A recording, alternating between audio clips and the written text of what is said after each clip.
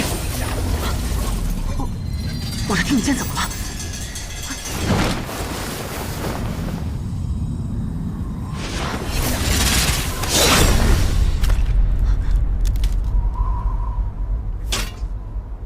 你，我就说你是个姑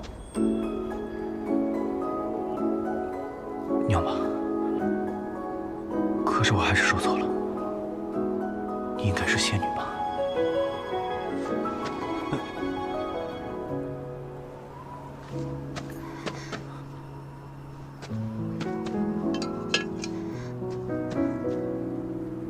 ？3月之后，我再来问剑。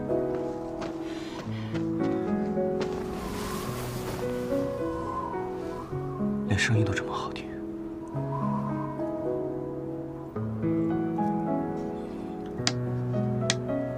从今天起，就叫你桃花剑了。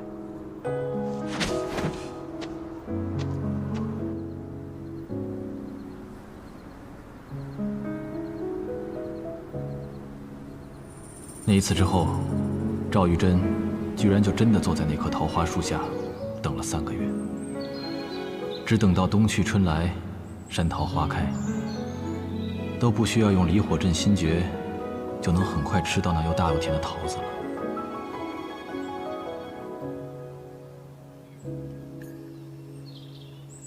只是，那个说3个月之后会再来的人，却一直也没有再来。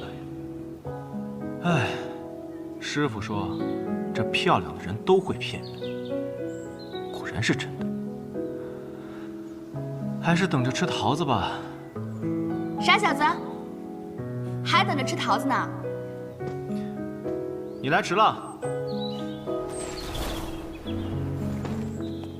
为了寻这把剑，所以迟了7日。原来是名剑谱上的铁马冰河啊。这把剑不错。小仙女，你怎么又戴着面具啊？戴着面具好丑。你还是摘了面具更好看些。多话。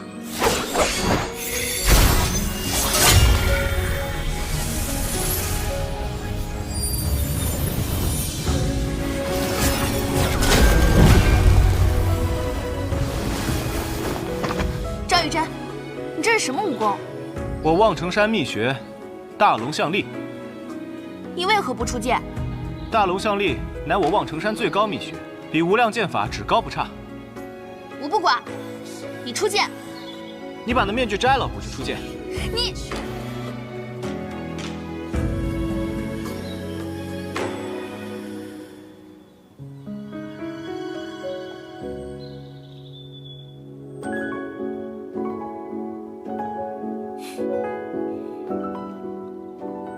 现在好了吧？出剑！好话。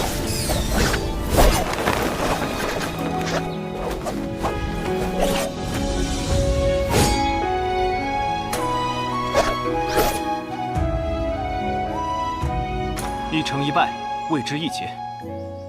自天地之前，则有无量劫矣。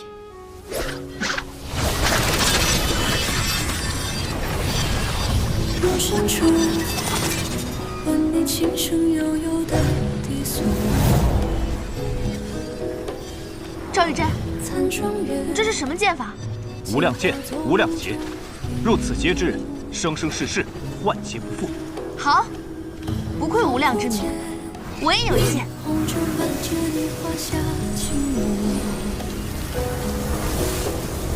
雪漫天，像烟花几度。月溪花尘。念相逢一夜里，难渡一瞬间。好美。去。来得好，去。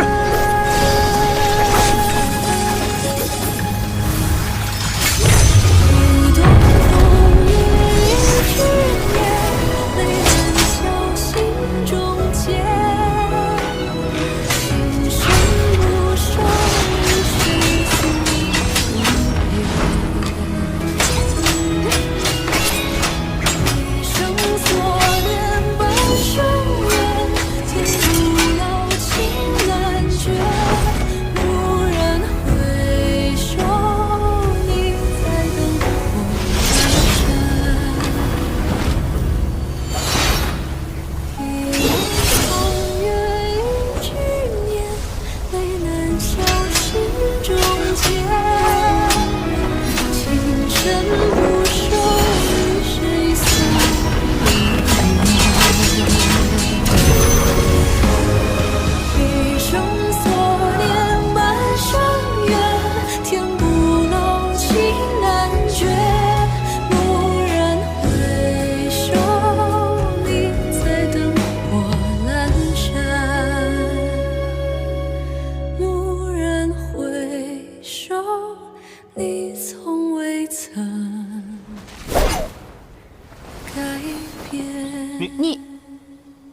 你先说。小仙女，你长得如此好看，为何总戴着面具遮着自己的脸呢？那你剑法如此高超，为何不敢下山一行？我师父说过，如果我下山的话，会死很多人的。我第3次来望城山的时候，你随我下山。啊？这，我得问一下掌教师叔。你师叔的剑法如何？现在在我之上，不过1年之后嘛，就不好说了。那我便1年后再来。他如果不答应，我便打得他答应。哎，拦了16年，终于还是坠了凡尘。这些都是师傅告诉我的。说到这里，师傅他就吃醉了。之后的事情嘛，2师尊似乎还上过一次望城山，就在你师叔雷云鹤拜山不久之后。具体的我就不太清楚了。不过你要想知道的话，可以直接去问2师尊。那我不太敢啊。哎，对了，我来这雪月城也有些时日了，为何一直没见到这大城主百里东君呢？你见过呀？我见过。我什么时候见过他？你不仅见过，还喝过他亲手酿的风花雪月。是他呀！下次再见到他，一定好好谢谢他。来，喝酒。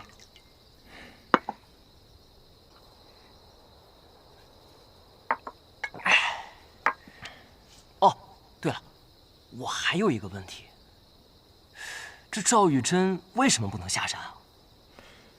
江湖上关于赵玉珍的传言很多，传说在她出生之时，一道霞光照进屋内，望城山老天师亲自下山迎接，因为他是神仙转世。之后便把他接回望城山，从此再没下山一步。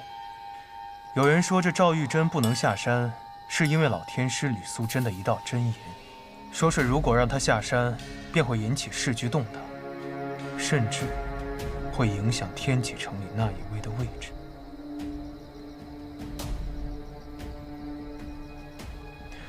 所以望城山外30里，一直驻扎着5000铁甲军，就是怕他下山。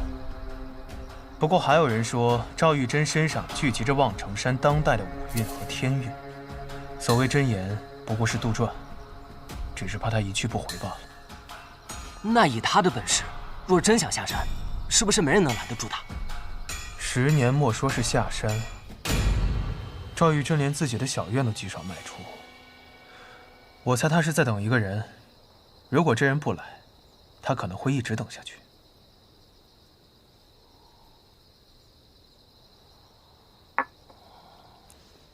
你有心事？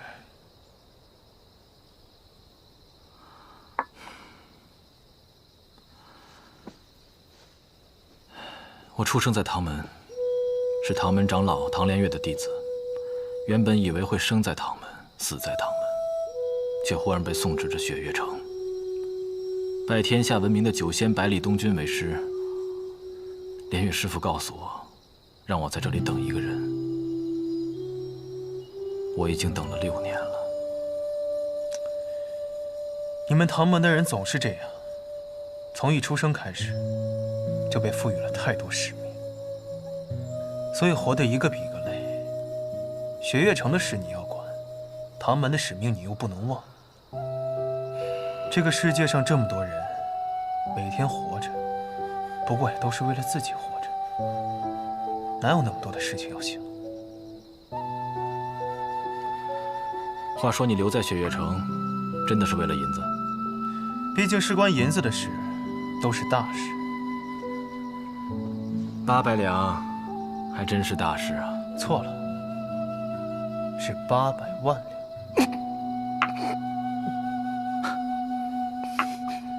若你真有这么多银子，你想做什么呀？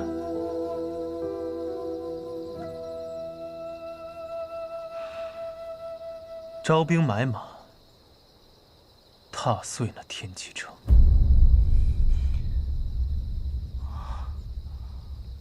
我陪你去。你陪我去干什么？你陪我来雪月城，我就陪你去天启城呗。好。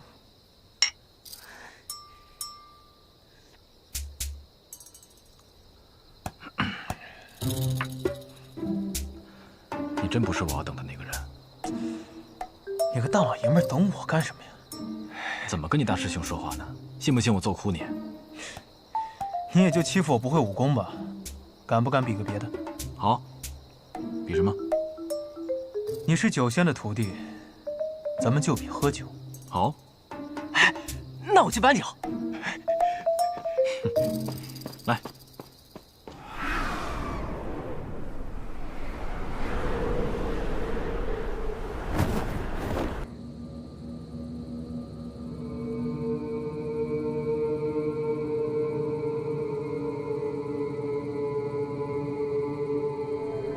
望城山，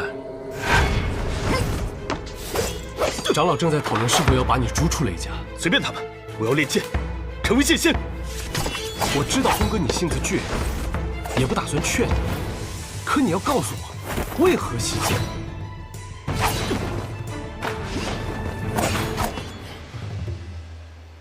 因为在望城山上，我见到了。怎么回事？天底下不可能有这么强的剑气！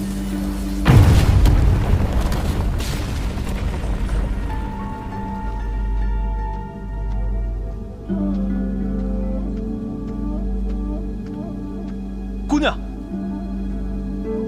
刚才那一剑是你？是又怎样？啊，不怎么样。不是不怎么样。你不是。姑娘，我叫雷轰。那一剑之美，望城山。来者何人？胆敢闯上我们望城山？江南霹雳堂雷家雷云鹤前来拜山。赵玉珍，你给我滚出来！找死！惊雷指，给我破！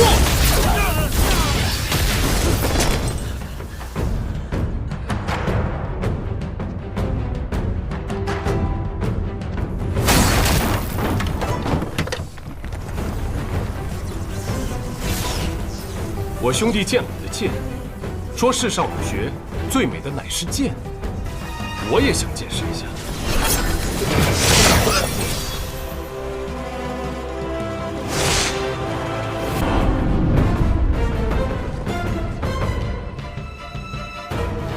赵玉珍，我又来了。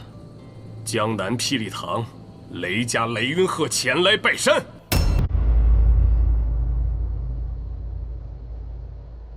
春庭乐舞，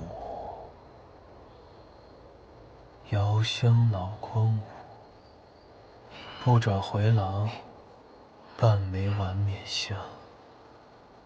青云薄雾，总是少年行乐。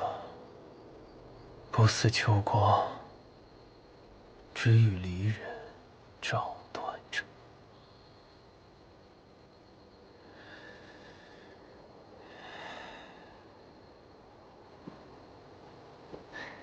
这真是最后一坛了。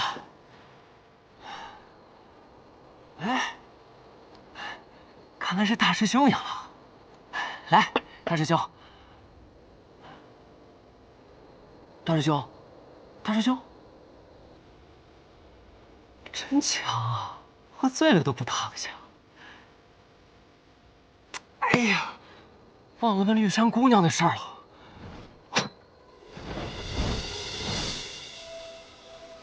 夜闯雪月城，啊，那是师傅闭关的方向。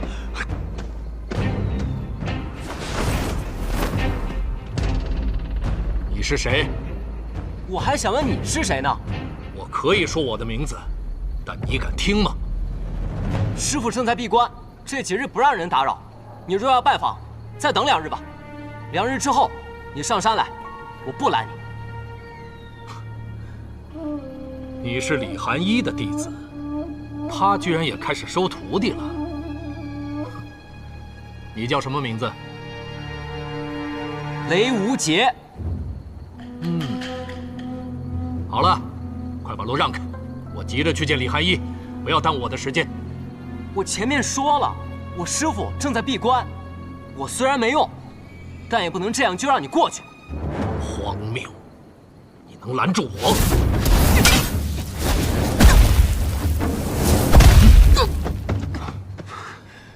雷门火灼术，隔空无双拳，来得好。你究竟是谁？为何要夜闯雪月城？认识这把剑吗？断剑。这柄剑的剑首是被李寒衣所斩断的，但这把剑的名字叫断水。一剑断水，千江绝流。你是无双城城主宋彦回。无双城要大举进攻雪月城了！哎，瞎说什么呢，臭小子！我是来找你师父试剑，没工夫跟你闲扯，快把路让开！宋城主若是执意要过去，请出剑。让我出剑，你还不够资格。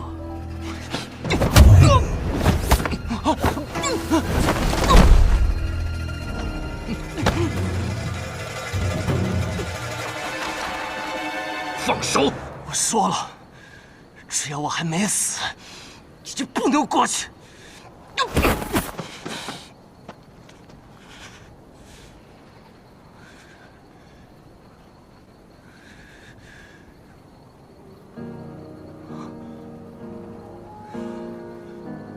听雨。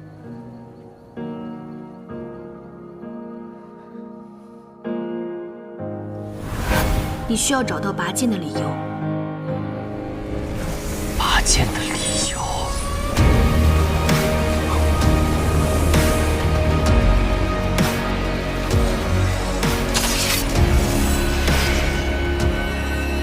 剑名？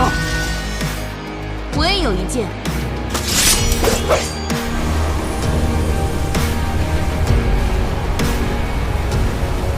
剑名。月溪花尘，月溪花尘，雪月剑仙李寒衣所传。请宋城主赐教。够美，你够资格接我一剑。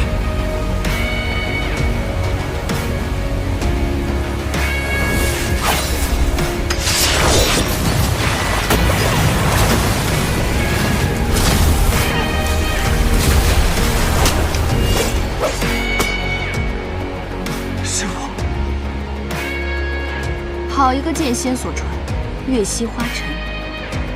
我什么时候教过你这么烂的剑术？这要传出去，你师父我的脸面就丢在江湖上了。师父，我明白拔剑的理由，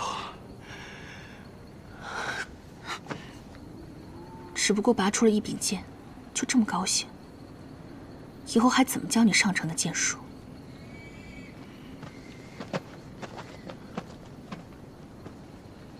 守护之剑，你收了个好徒弟。果然，还是这个结果。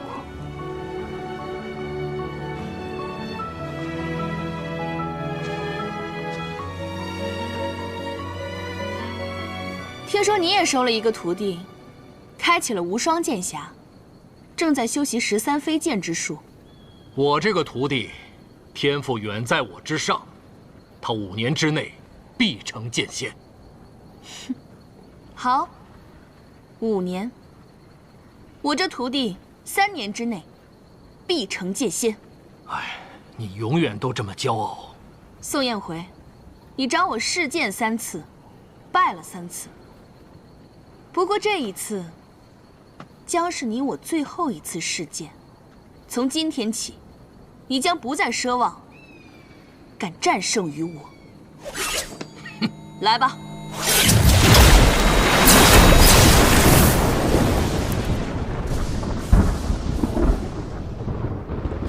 三城主，落霞，你见过剑仙一怒的剑吗？都说仙人太上忘情，不喜不怒，不悲不爱。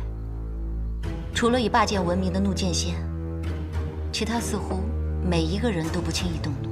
因为平时轻易不动怒，所以一怒拔剑时便可毁天灭地。韩一生气了。宋颜回他伤了雷无节。雷无节拔出了听雨剑，是韩一最害怕的理由拔出了剑。落霞，你跟宋颜回在苍兰江有过一段渊源，你去救他一救吧，不然的话，恐怕天下4城之一的无双城主就要死在雪月城了。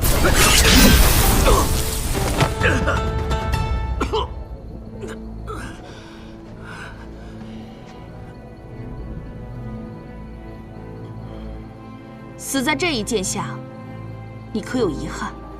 今日事件，我已无憾。你也是受一城之累。如果你不是无双城城主，你的修为不止如此。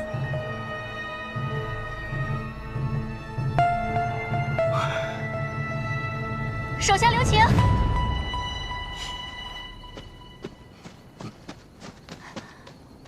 为何？你打了3次都打不赢，还要硬来，你有完没完？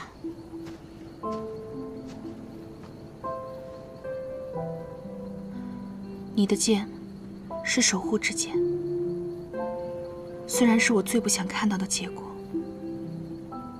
但你本该这样，因为你的父亲姓雷，你的母亲姓李，所以我接受这个结果。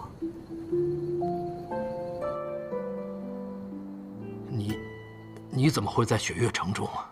别动！你装什么糊涂？我就不信你不知道我在雪月城。在与不在，又有什么区别？那赢与不赢，又有什么区别？我收了个弟子，他的资质放眼天下都找不到第2个。我相信他一定能够担起我复兴无双城的重任。我虽然输了，但是我的弟子绝对不能。复兴无双城真的这么重要吗？打败雪月剑仙真的这么重要吗？那我呢？我就不重要了。对不起。打你个负心汉！你什么你？我打的就是你！臭小子，你知道我是谁吗？我管你是谁，谁让你欺负我师傅？今儿小爷不打断你的狗腿，小爷我跟你姓！师傅，等我逮着他，替你样他！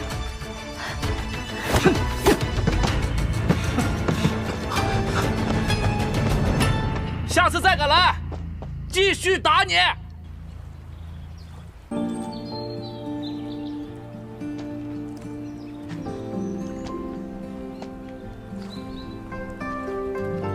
师傅，您又输了。输了，这次输得很彻底。我与李寒一的距离，怕是小溪与长江的差距了。以后，我再也不会去雪月城找他比剑了。没事儿，您输的我帮您赢回来。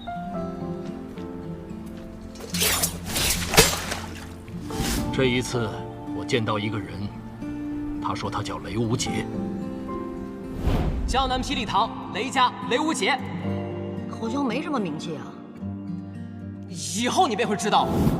难得你这个记性，还能记得住一个人的名字。因为他很特别。我那天见到的人，都很特别，我都记住了他们的样子。他现在是李寒一的弟子。我试探了他的武功，跟你相比，还差一段距离。我对李寒一说，我的弟子5年之内必成剑仙。可他却说，这个雷无节只需要3年。看来，他对这个弟子是寄予了厚望啊。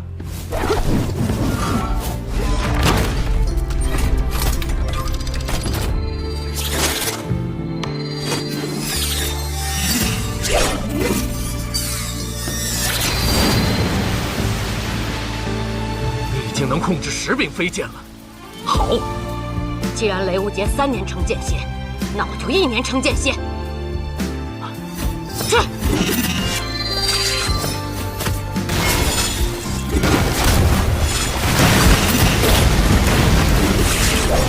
上。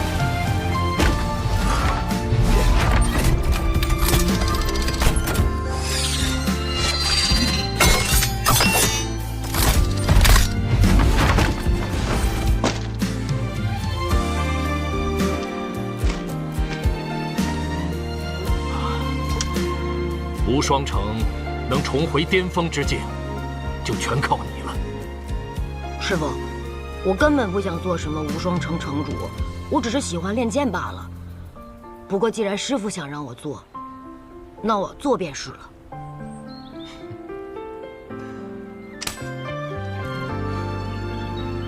好了，随我回无双城吧。嗯。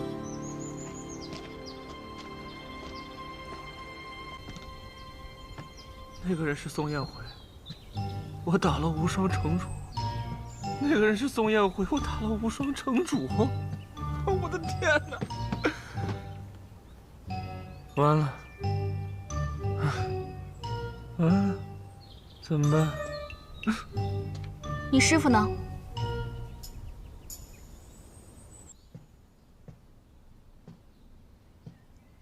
宋彦辉走了，昨夜就走了。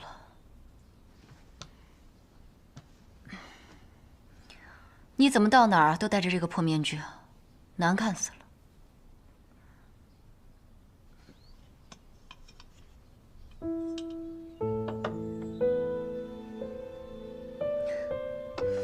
这10几年来，你的容颜没有一丝变化，戴着面具还能养颜，这可真是稀罕。你若那么在乎他，为什么不跟他去无双城？他的心思不在我身上。我去不去都一样。昨日我……雷无节怎么样了？没事吧？他受的伤不重，休息几日就能好。你打算什么时候跟雷无节说你和他的关系？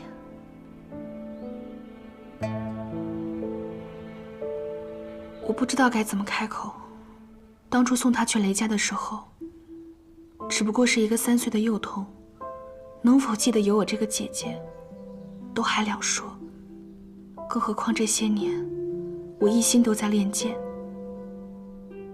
都没有去过雷家看她。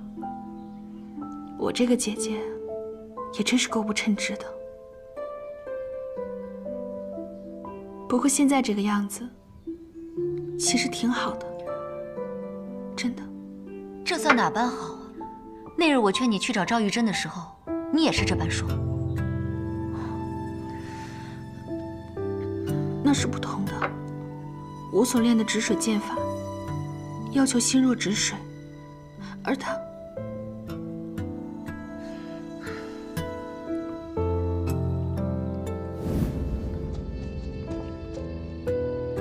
他的身体好些了吗？在几位天师的帮助下，已经恢复清醒了。但是，若想要恢复寻常，还需要很长的一段时间。那这几日，是不是还是无人打扰比较好？掌门说，若是被人打扰，很有可能会再次走火入魔。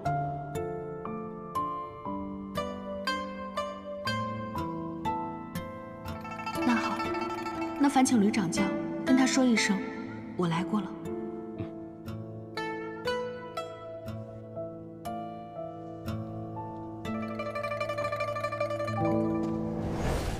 现在这个样子，对我们俩都好。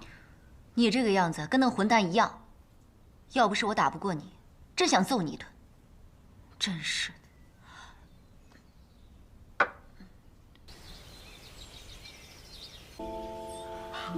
唉，终于能随心所欲地操控这把听雨剑了。不过，不对，都说了不是用力气拔。总觉得哪儿怪怪的，就好像漏了点什么。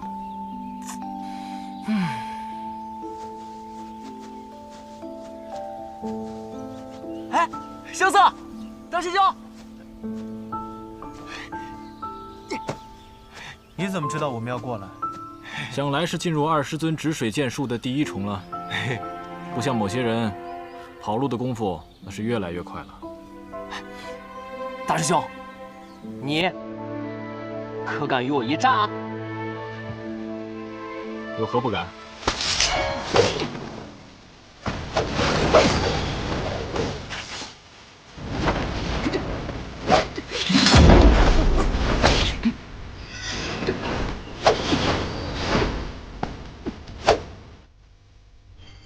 此剑，雪月剑仙所传，月溪花尘。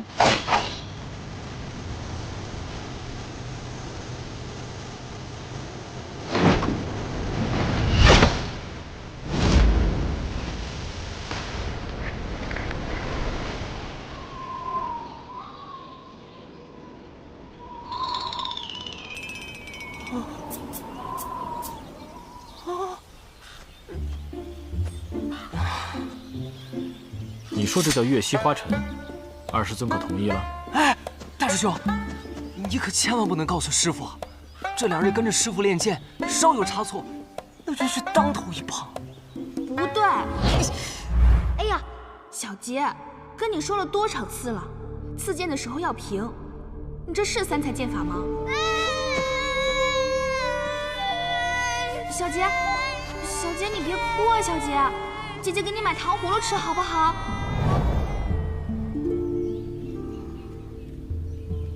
刘不杰，刘不杰，傻小子，你发什么呆呢？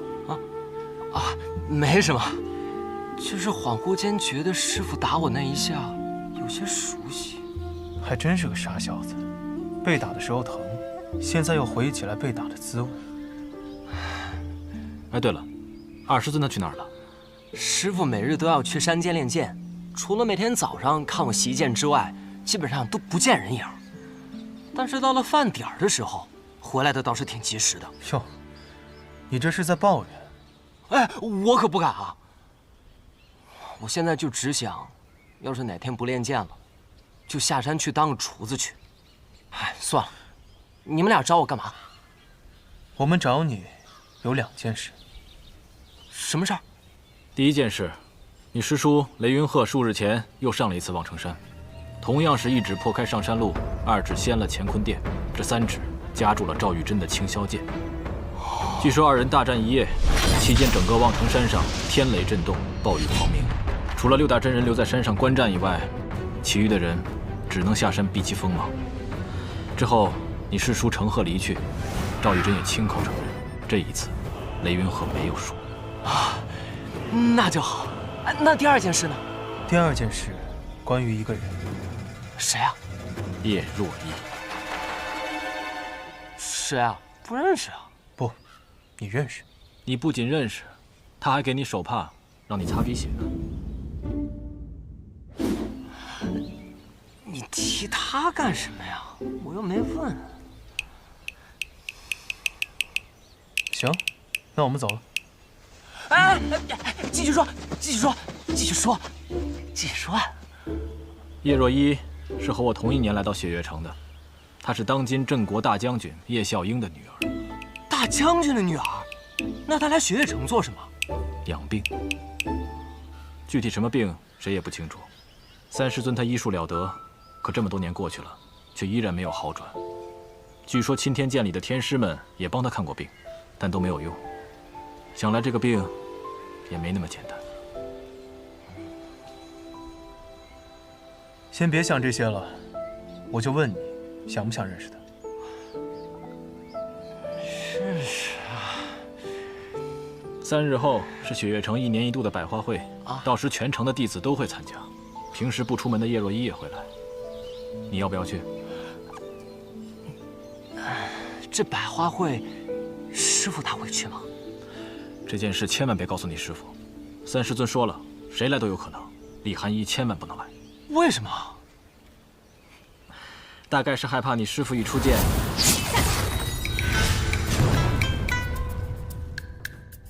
然后百花会上的花全都给毁了。那这百花会是做什么的呀？比武吗？百花会上不谈武功，只谈风雅，参加的多是一些年轻一辈的弟子，吟诗作对，把酒高歌，算是我们雪月城1年1度的盛事了。这把酒还行，吟诗作对，我不太懂啊。而且咱们习武之人，吟诗作对的话，是不是显得有那么一点娇柔造作了？怎么？那吴昕在于师传你拳法之前也吟了一段诗，你觉得矫揉造作吗？哦，也是啊。这吴昕的确是个妙人，也不知道现在怎么样了。这家伙可不简单，当日顿悟6通之术，就能与那无双城的无双一战。这么久过去了，想必功夫更加精进了吧？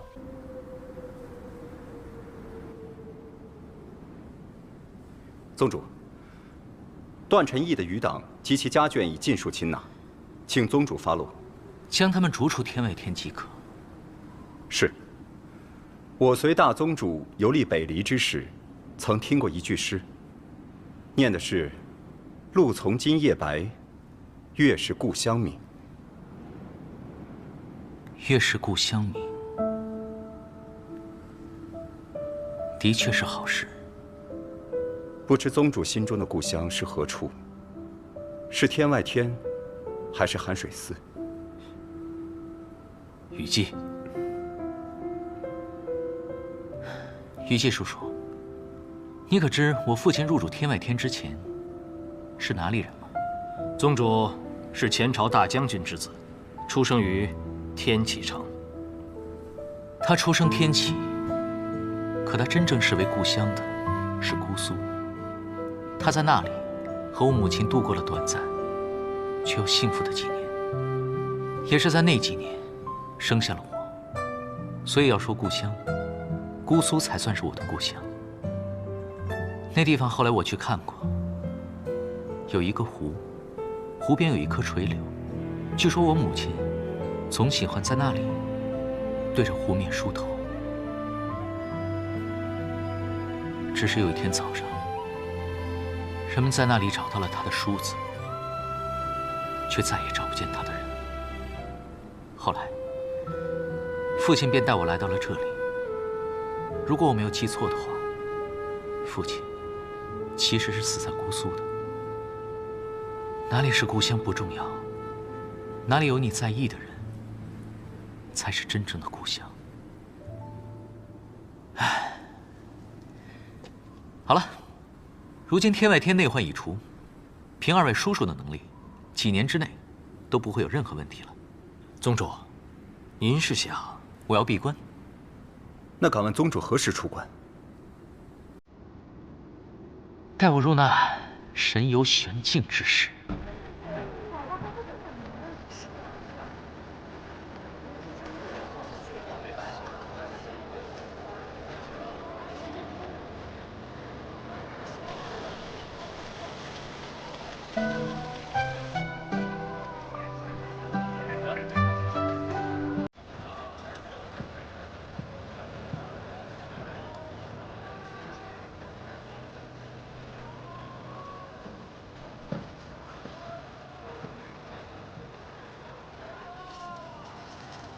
风花雪月，确实风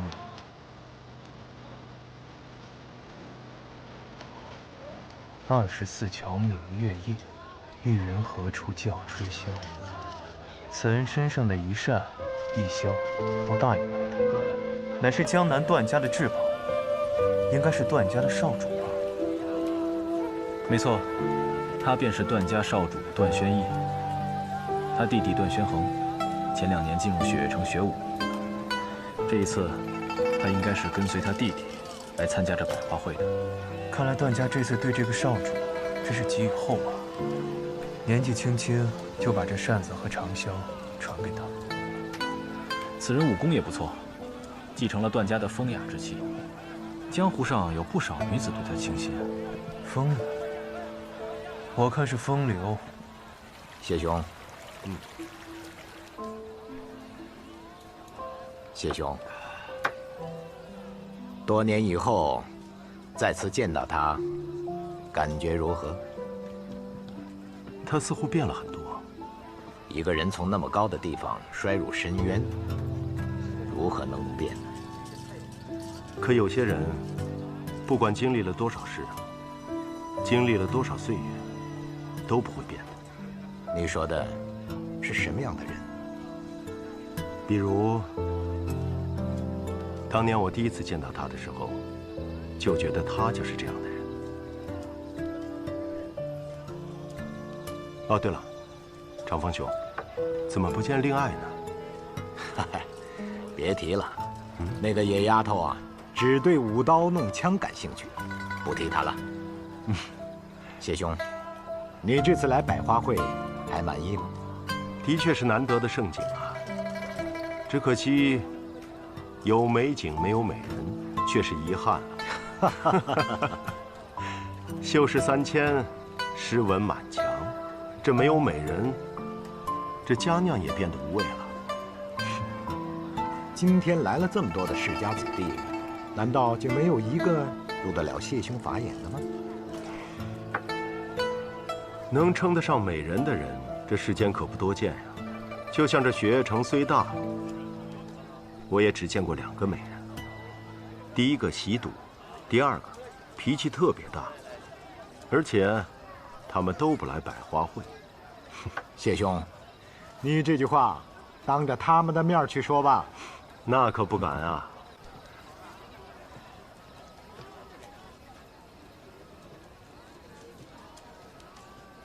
那小憨后怎么还没来？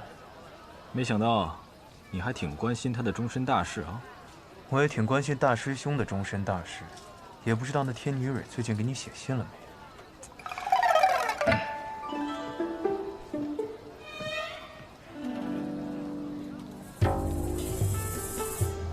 玄航，那位姑娘是你的师妹吗？好像是没有见过，想必是来观礼的哪个世家弟子吧。哦，美人之怒，瞬间倾城。是他，他的师傅你也认识，齐天辰，钦天监见证。她是叶萧英的女儿，你们之前应该见过面。原来是他。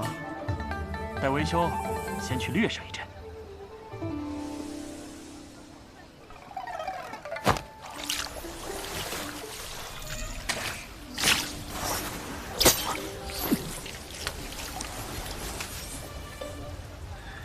大师兄，你失手了。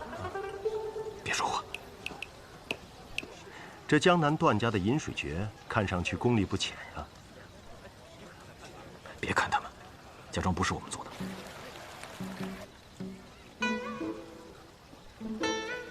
本来也不是我做的。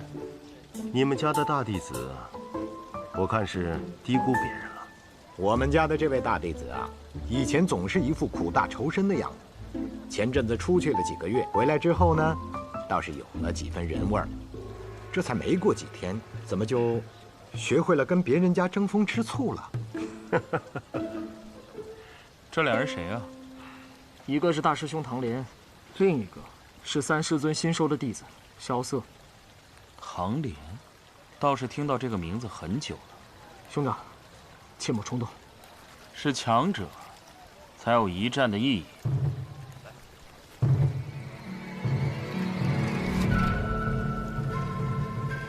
那边的唐莲师兄，据说唐门有道暗器，叫天女散花，不知道是不是这个？不准打我大师兄！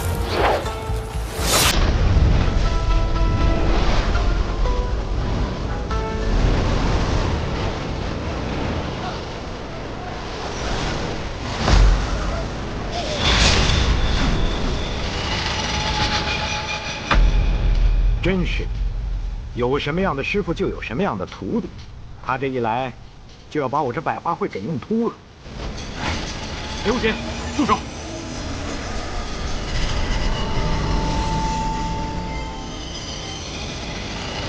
这江南段家虽然比不上唐门雷家堡，但也算得上是一个大世家了。这长子死在这里，不太好啊。不管是谁，都不能死在雪夜城。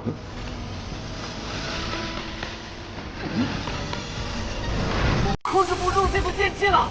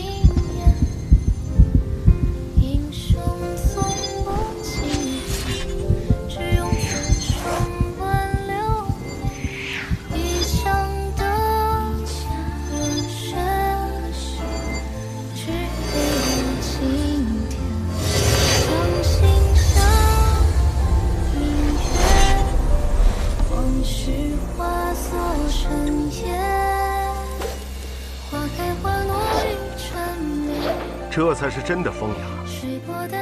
这是若一剑舞，将军叶家在战场上所创舞蹈。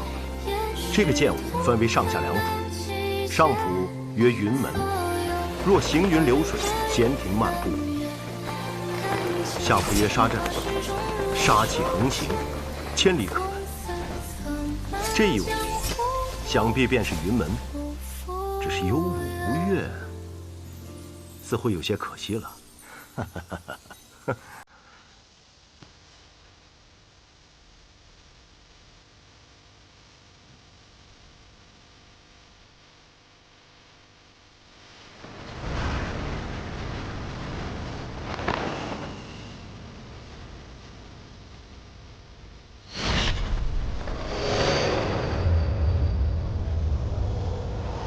好琴技啊！的确是好琴技啊！司空兄，我觉得我寻到了一个答案。你要的东西，我会给你。真的？借小雨用。如剑靴，谢靴。不用顾虑我，此生能见一次真正的若一剑舞，是我的荣幸。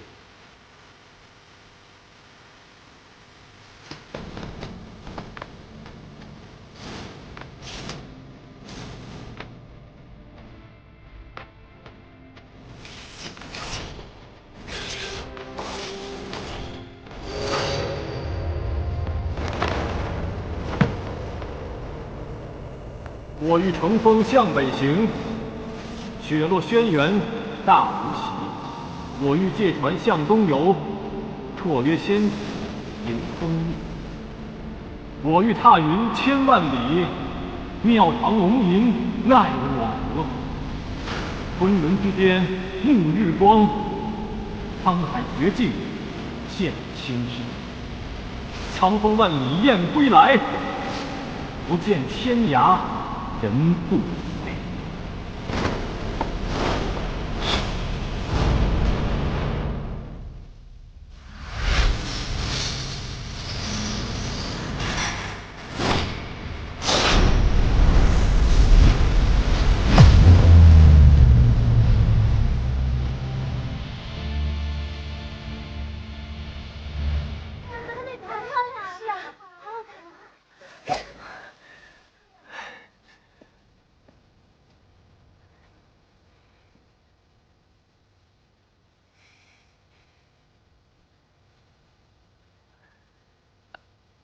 好巧啊，又见面了。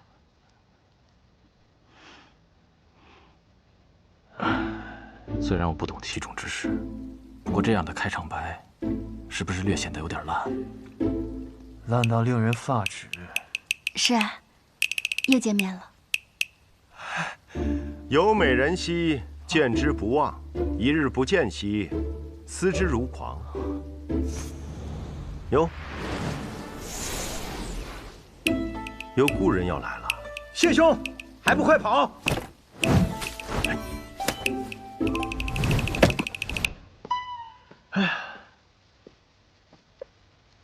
哎呀，今日能见到雪月城的少年子弟，才知道江湖第一城不是妄言啊！就此别过，就送你们几本书吧。哎，这个送您。这是若一剑舞虽然是好武，但是杀伐之气太重了，你身体不好，不可常舞。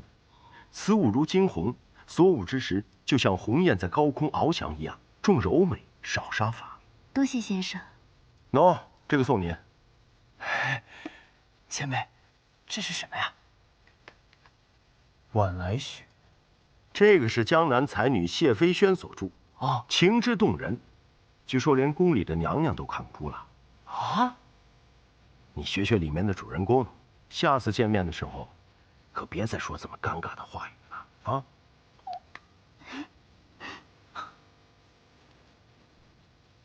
我常常听你师父抱怨，他说他收了一个假正经的徒弟，可是我刚才听你朗声高歌，却颇有你师父年轻时候的风采。这本书给你，你师父年轻的时候也喜欢看。我只学习了师父的武功，没有学习他的酿酒术啊。这期间的滋味啊，你自己去品吧。谢谢先生。哎呀，你应该不希望我唤你那个名字吧？但是你我终究也算是故人了。谢轩先生，看你现在慵懒的样子，我都快想不起来那个在学堂中肆意妄为的少年郎了。外表可以骗人，但是琴声骗不了人。心中戾气，琴声尽显，我很欣慰。我不明白先生的意思。你不必明白，我只是很高兴，我没有看错。这本书送给你，这是我自己写的，但是名字还没有想好。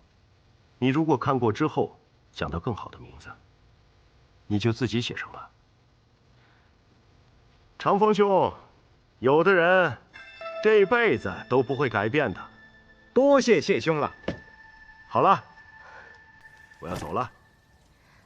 我才刚来，你就要走？就真的这么怕我？相见不如不见，不见如相见，眼虽不见，心已见。死书生，兄与人。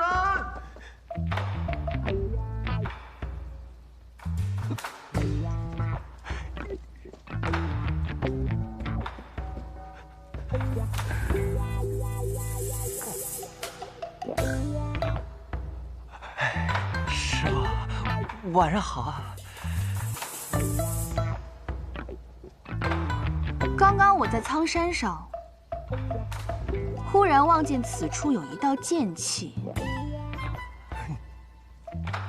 这一剑不错。师傅，你夸我呢？但是，是谁允许你下山的？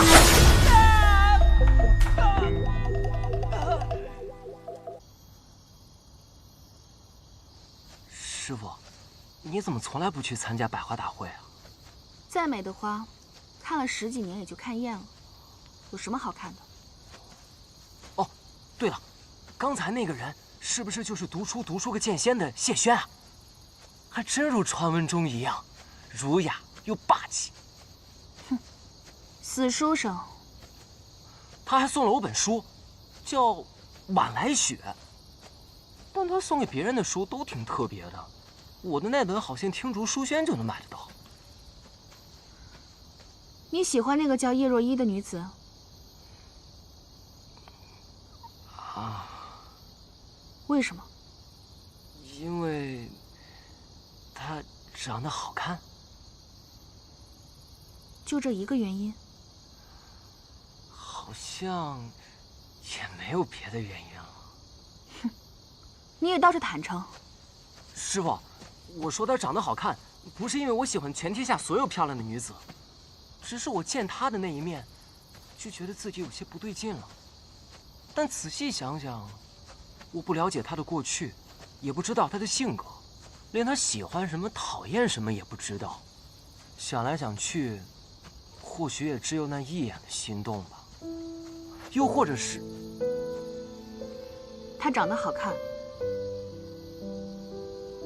可是长得好看的人都喜欢骗人。哎，师傅，您这么说，您被漂亮的人伤过？师傅说，这漂亮的人都会骗人，果然是真。师傅，我错。我第3次来望城山的时候，你随我下山。啊？那我便1年后再来。哎。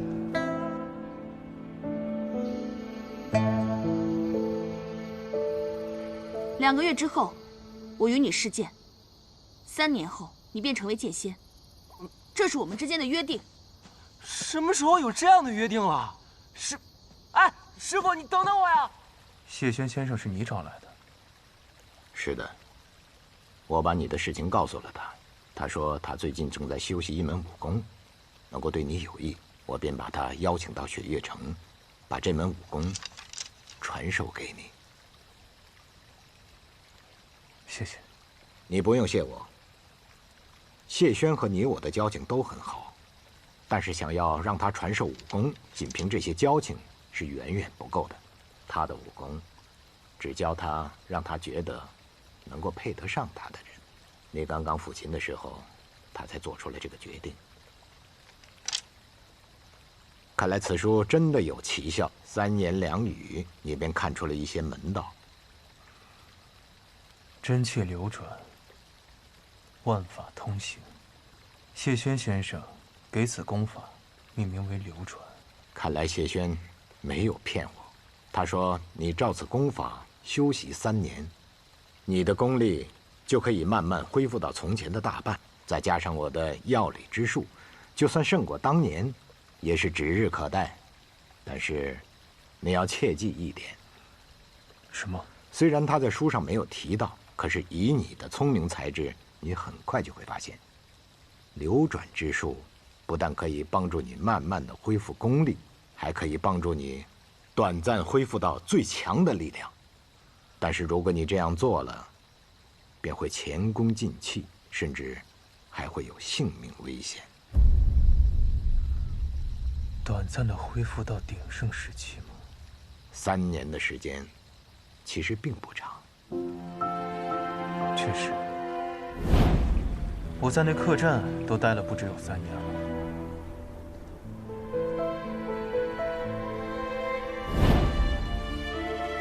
但是术法，术在先，还必须要有法。什么是法？法便是你的心，身体上的病可以医治，可是内心的呢？我知道那件事情对你伤害很大，但是我真的希望你能够坚强地走出来。阿爹，哎，伽罗啊！阿爹，怎么不等我回来，百花会便结束了？哎，你这个丫头哎，爹喊你的时候你不理爹，现在大家都走了，你又怪我们结束的太早。哎，你这个丫头！我听说如剑仙前辈也来了，还给每个人都带了本书当礼物。我的呢？你的，当然有了。来，这是他让我转交给你的。哇！哎，这丫头啊，怪我传授给她的枪法太过刚猛，所以就缠着我要。阿爹。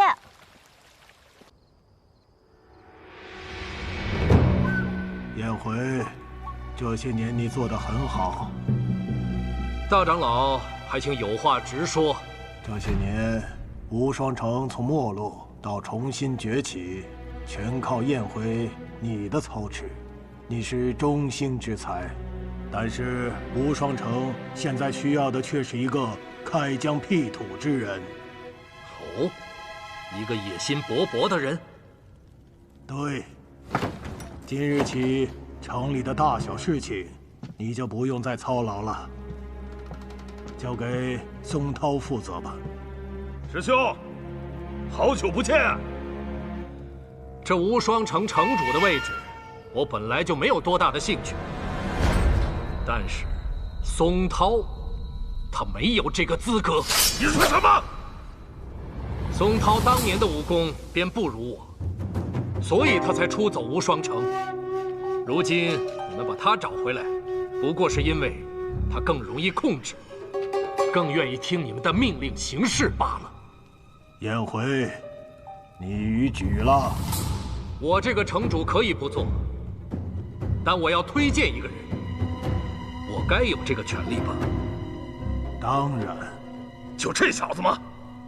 就你这小毛孩也想当城主？先和我试下刀吧。确实是个小毛孩。无双，来了，师傅。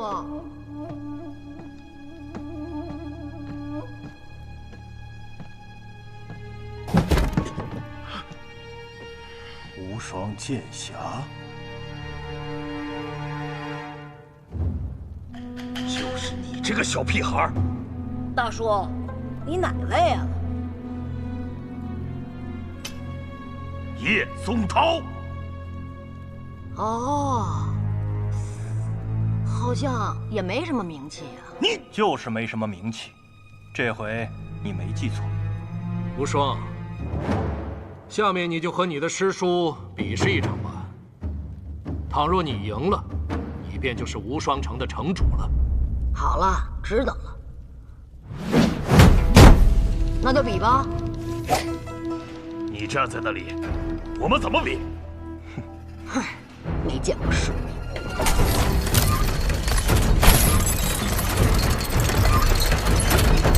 云霜、清霜、风香、绕指柔、玉如意，没这个大叔好好玩了。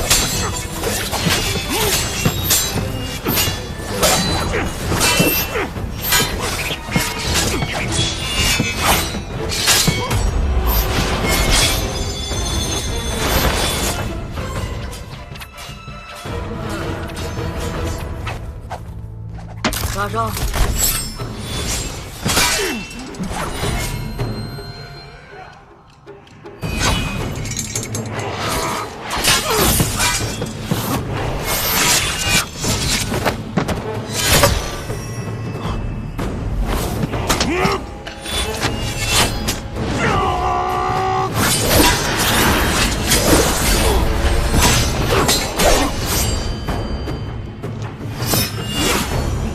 你的刀叫断破，我的这柄飞剑叫杀生，也算是你来我往了。是断魂，不是断破。哦，是叶松子的断魂刀。是叶松涛。想吃松子了。颜回，你有一个好徒弟，竟能同时控制6柄飞剑，这样的天资，无双城100年来也未曾见着了。但是，你剑指师门长辈，太不敬了。不敬？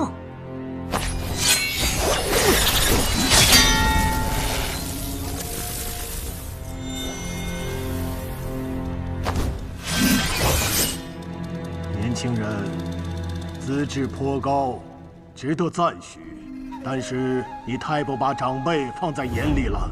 大长老挺厉害呀，你怎么不当城主？我老了。我倒是挺年轻，你觉得我能当城主吗？颜回，你培养了一个无双剑侠的主人。是。这样的人应该带领无双城回到真正天下无双的时候。一座城池的命运，真的要压在一个孩子的肩上吗？师傅，我虽然记性不好，但我才不是孩子呢。我是无双，天下无双的无双。从我叫这个名字的时候，我是不是就注定要坐这个位置了？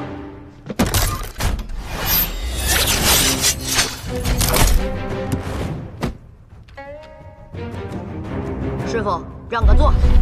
大胆！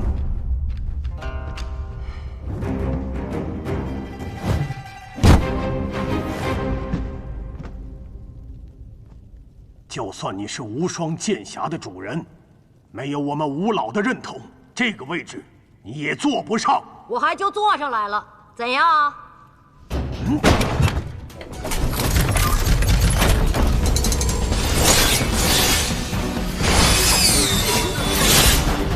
大长老，你说这位置我能不能坐？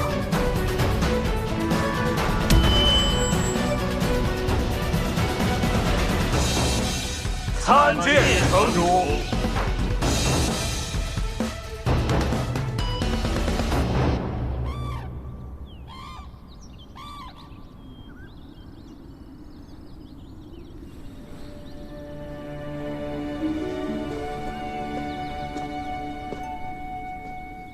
师傅，我来履约了。我有3件，请君试之。好。第1件，雪月剑仙所传，月溪花尘。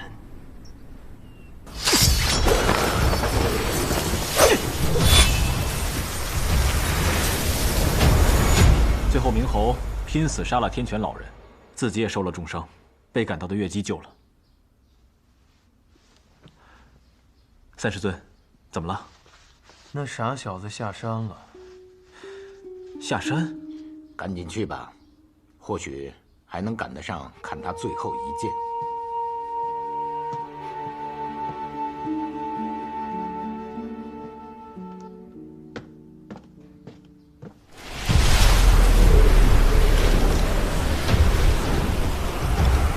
很好，雷轰在你这个年纪，剑术不如你。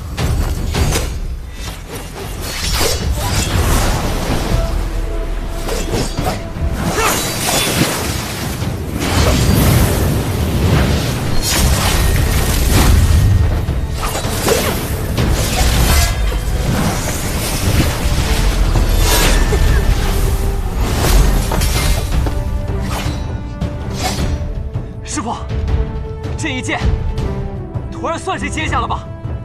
勉强算是接下了，不过只有这个程度的话，你接不下剩下2剑。只有用这个办法了。剑回！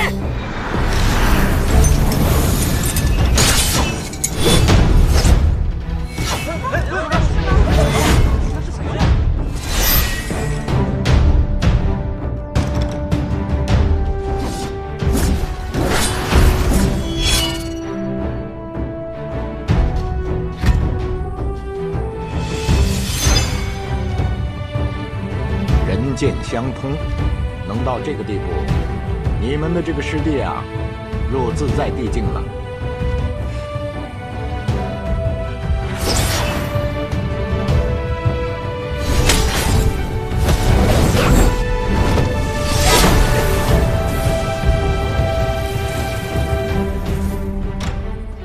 第2剑，双手剑术，其一，雷门剑客。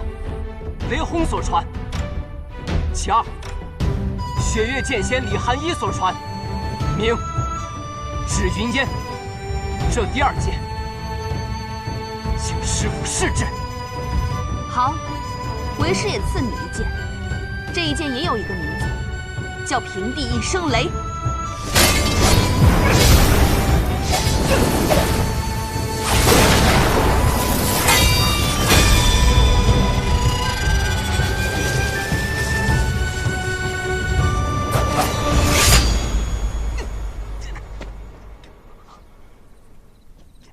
接得不错，不过你这双手剑，应该是原本准备的第3剑吧？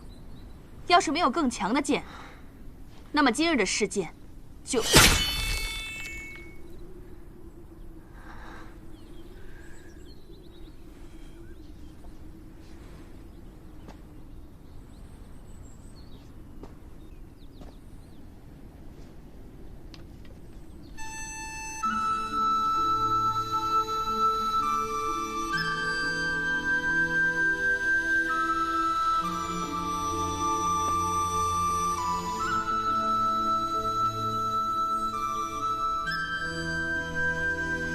你这是什么？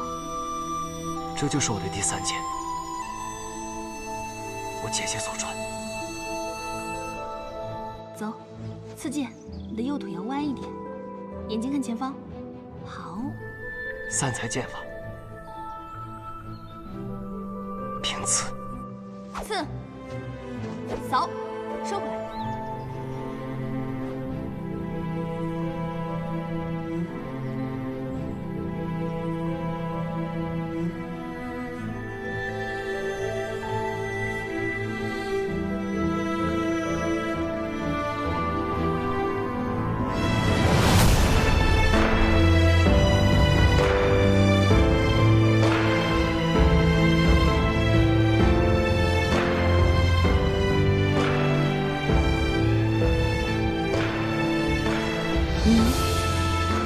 早就知道了。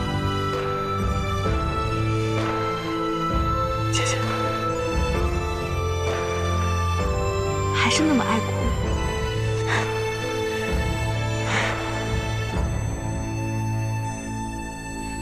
小姐，这些年你受苦了。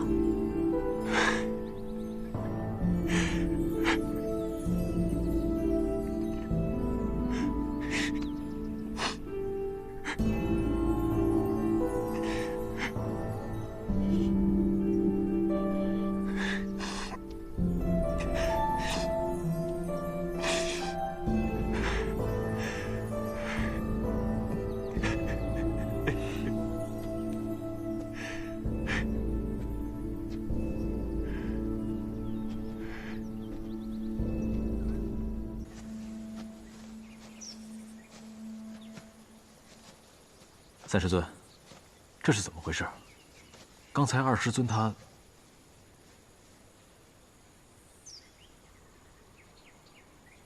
韩一虽然入师门比我早1个月，但实际上，他比我小4岁。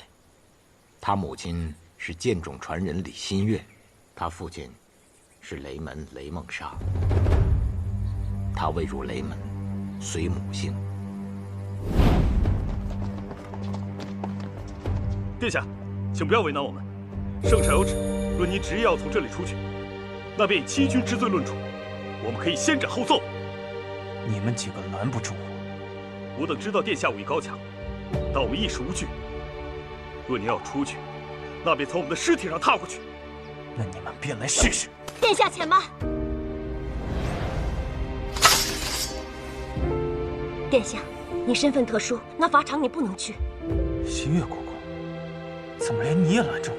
不，此事便交给我了，由我去将王爷带回来。相信我。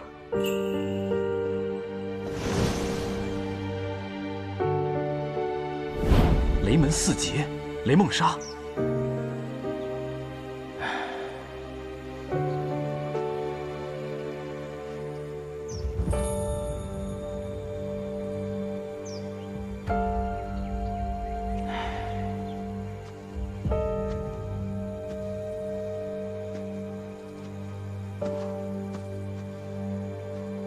萧瑟，你发什么呆呢？有些事真的是宿命。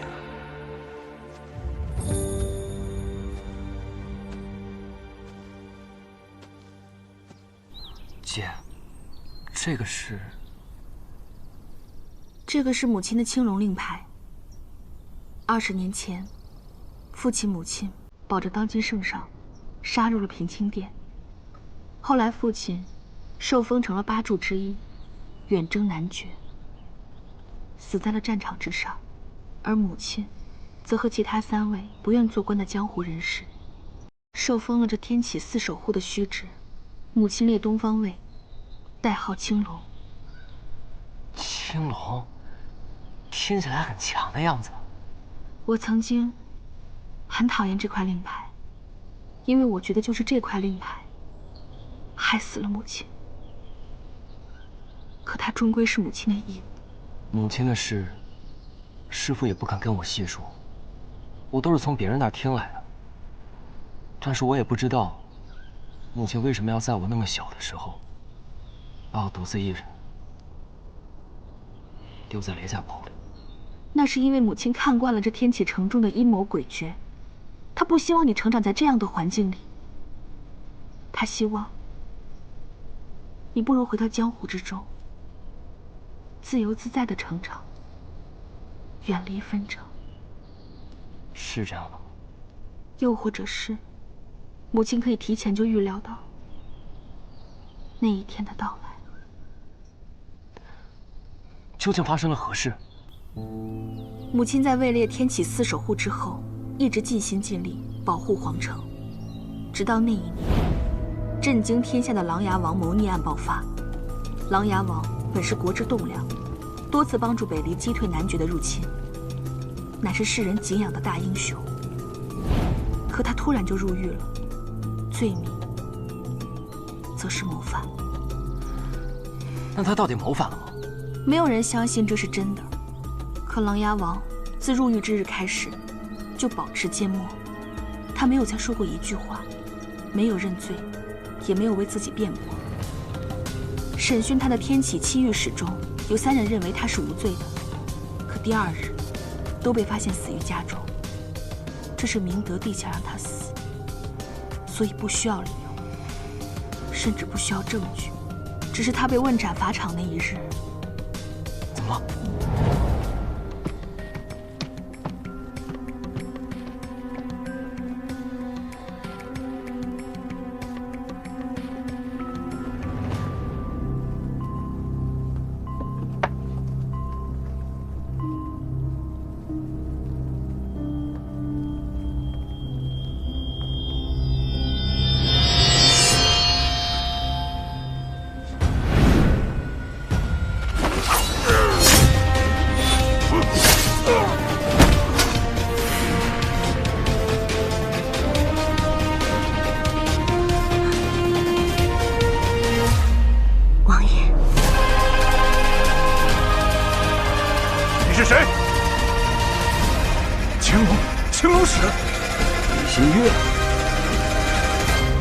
母亲出现了。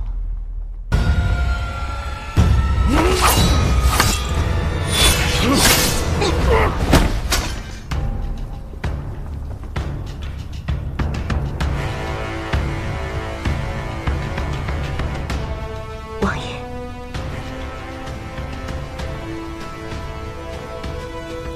你是谁？青龙使。李新月，你也要谋逆吗？我本不曾想谋逆，但陛下却逼着我谋逆。哼，疯了！拿下！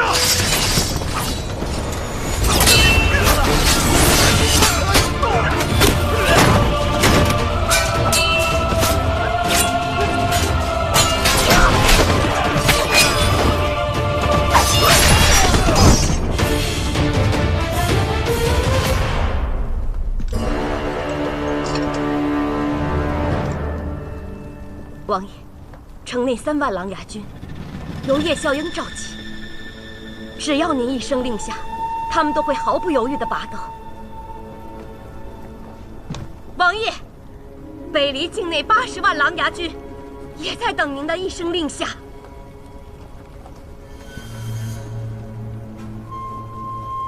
青龙使闭关多日不见，看来是修了剑心诀呀。可剑心诀就算是再强，以你一人之力想劫法场，哼，未免也太天真了吧？国师，你在看什么？我看到了一道剑气。剑气？此剑气势可摧万城。哼，什么样的剑能摧万城啊？孤乃天子，岂能退凡人之剑？剑仙之剑可摧万城。剑仙？哦，他到了，陛下速退！何人？大胆李寒衣，你莫以为自己进入了剑仙境界，就当真天下无敌了？雪月城的2城主，青龙使的女儿。说吧，有何需求啊？下面的这2个人，我要带走。可以，但只能带走1个。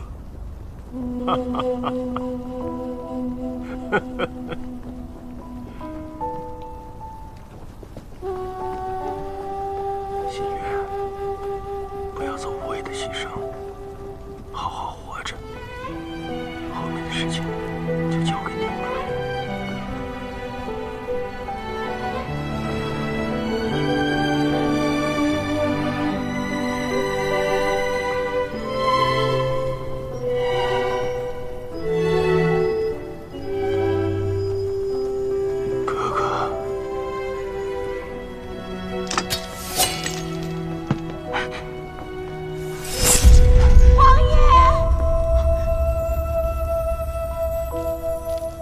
这就结束了吗？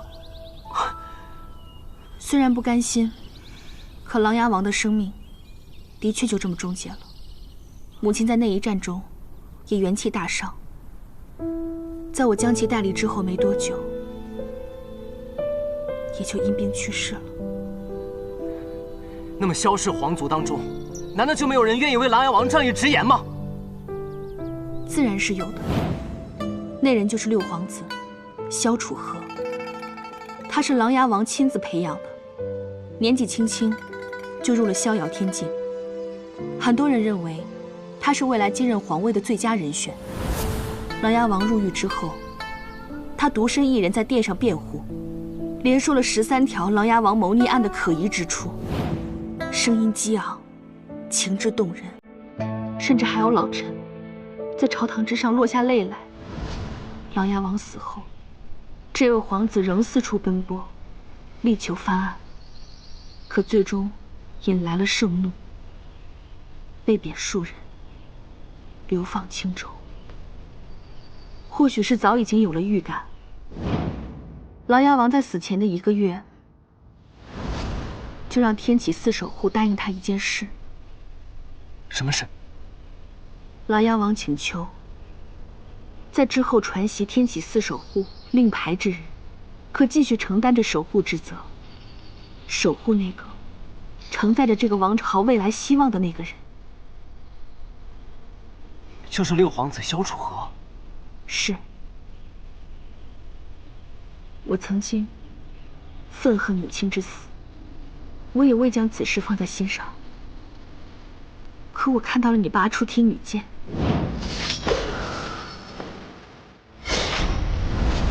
我知道你的剑跟母亲一样，你是守护之剑。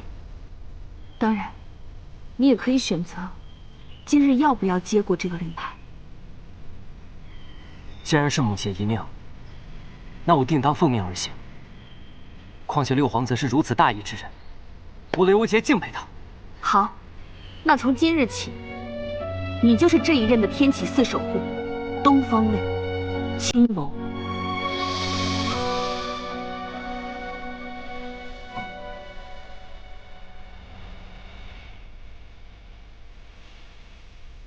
我雷无节定当不负母亲遗命。对了，姐，你说他被流放了，那我应该去哪儿找这六皇子？你不知道？我应该知道吗？那位皇子不过比你大上几岁，传说被贬出城后，就遭遇了仇家的伏击，一身功力全废，此后便下落不明了。下落不明？那我岂不是还得到处去找？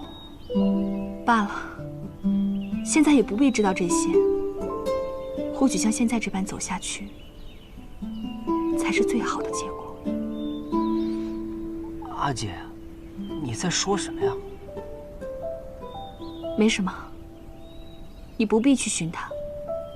相信我，当他遇到真正的危险之时，你一定会出现在他身旁。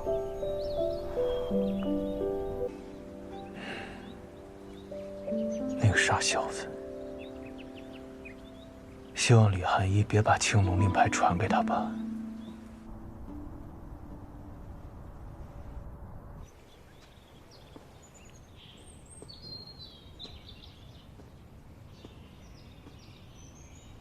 儿臣参见父皇。哟，哈哈，虫儿来了！哎呀，来，坐。谢父皇。哎呀，虫儿，你是姑众多的皇子中最为稳重的一个，啊，喝茶。也是姑呢最值得信任的孩子，很好啊，只是你的演技一直让父皇放心不下。最近太医院找到什么办法了吗？回父皇，儿臣一直在服用汤药，这么多年，也只是勉强能看到些虚影。姑会派他们继续去寻找名医的。虫儿，总有一天，你的眼睛会治好的，啊！让父皇操心了。对了，父皇，不知今日召见儿臣，所为何事啊？哦，姑听说天外天那个质子回去了。12年约已满，按理来说是该回去了。对了，父皇，这件事情不是已经交给锦仙公公处理了吗？既然锦仙公公同意放他走，就是觉得他对我们北离不再造成威胁了。他个孩子家，能刮起怎样的风浪？姑才不在乎这些呢。只是姑呢，收到的消息是，在他的身边有一个人陪伴。那个人嘛，好像就是楚河呀。楚河？一定是有人妄言，六弟怎么会和魔教之子混迹在一起？姑不在乎这个。父皇，儿臣不太明白您的意思。姑找了他这么多年，却一直没有半点消息。如今呢，终于出现了一个跟他相似的人。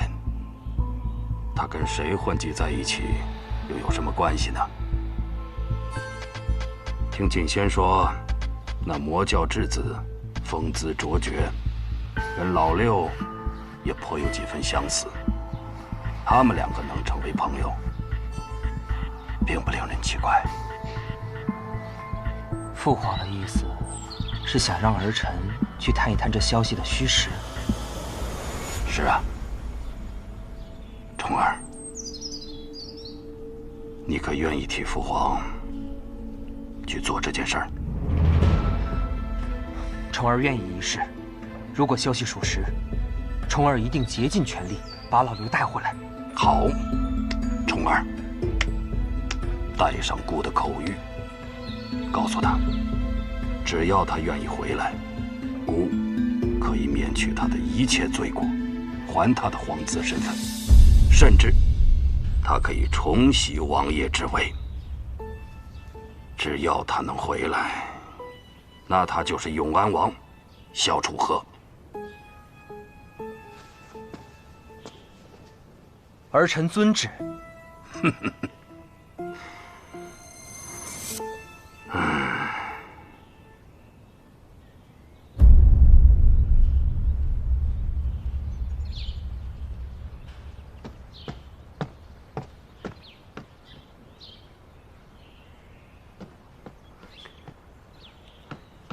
嘿，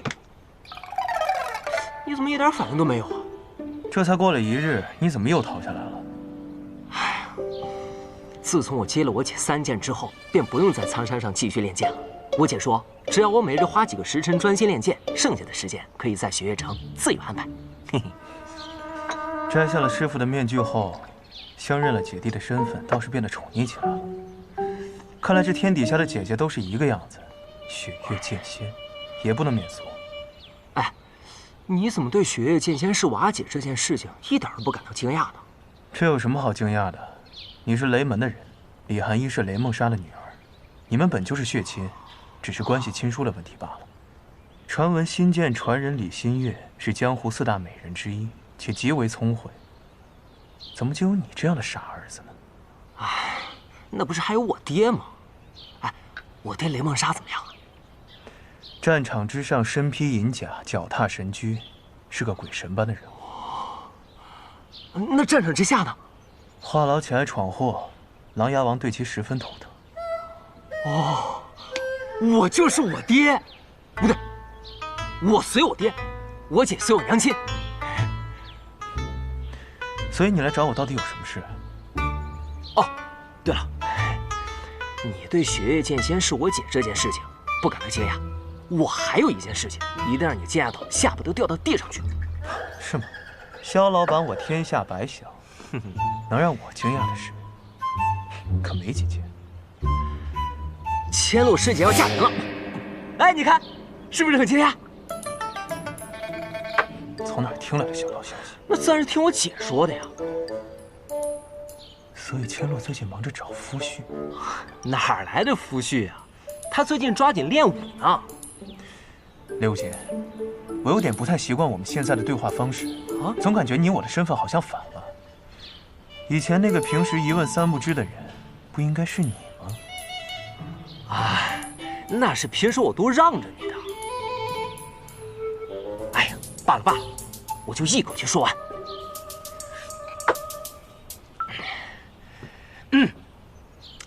这事儿就要从3年前开始说起了。那年千落师姐及笄，江南段家少主前来求婚，请了10个门派的长老，段家上下3辆马车的聘礼来雪月城订婚。那三城主自然是看不上段家那小子了，于是想了一个缓兵之计。莫不是比武招亲？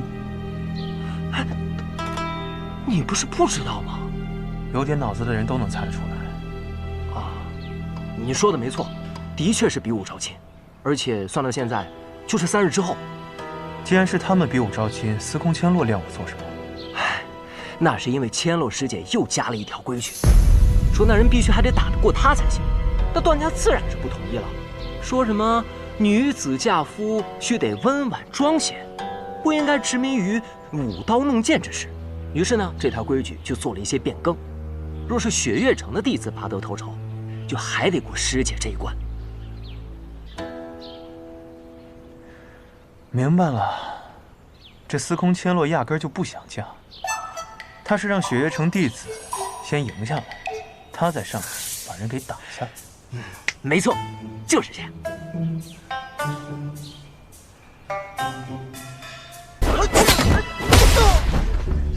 你们这一个个家伙，平时不好好练武，一到关键时刻，就这么不堪一击。千落师姐不仅自己勤学苦练，还帮其他弟子训练呢。击败那个姓段的没什么难的，我那天看到他出手了。他最后一道暗器虽然将唐莲逼入绝境，但其实是因为唐莲不愿出手伤其性命，故意放手。哦，若论实力，唐莲远在他之上。我怎么听见有人在夸我呀？哎，大师兄。我只是阐述事实罢了。哎，既然你们大小姐遇到了大问题，你这个做大师兄的，是不是该出手相助一下？我不能出手。为什么？若我出手，最后就剩下我跟千落一战。以雪月城的威严和千落的性格，众目睽睽之下，我自然不能像登天阁放水雷无节一样放水千落。再说了，这么多年，我跟千落早已如兄妹一般，总不能真的让我娶了她吧？哼，哪那么多理由？我看你就是怕参加比武大会，被天女蕊知道了，破坏你们俩的感情呗。你再乱说，我可揍你啊！我相信大师兄是真心的。还是雷师弟懂我。相信什么呀？对天女蕊是真心的。我看你小子也欠揍了。哎，我不说。不对，我不能去，雷无节你可以去。那我不行。为什么？那我说实话，要是若依姑娘知道了，她以为我中意的是千落师姐，到时候我解释不清啊。那你想多了，人家叶姑娘根本不会在意的。万一呢？你们在聊什么呢？我们在聊，想让雷无杰帮你打擂台。啊！本小姐的事儿，要你多管闲事儿。千洛，千洛。我忽然有个想法，雷无杰。大师兄，看到此情此景，就连我都很难不产生这个想法。小四，别跑！这才刚刚消停几天呢，又开始了。我这个女儿啊，我倒不这么认为，他们这个年纪越喜欢一个人，就越喜欢跟他作对。只可惜3天后的比武招亲，我还没有想到一个万全之策。实在不行就耍赖吧，耍赖这个事儿，大城主老干，你不妨试一试。他耍赖是因为有我在后面给他收拾烂摊子，我要是耍赖的话，那整个雪月城的威严可就荡然无存了。难不成真的让千洛嫁出去了？千洛要嫁，一定要嫁给他自己喜欢的人。这个事情交由我来办。我左看右看，整个雪月城能够出战的，确实是你那个弟子，骆明轩。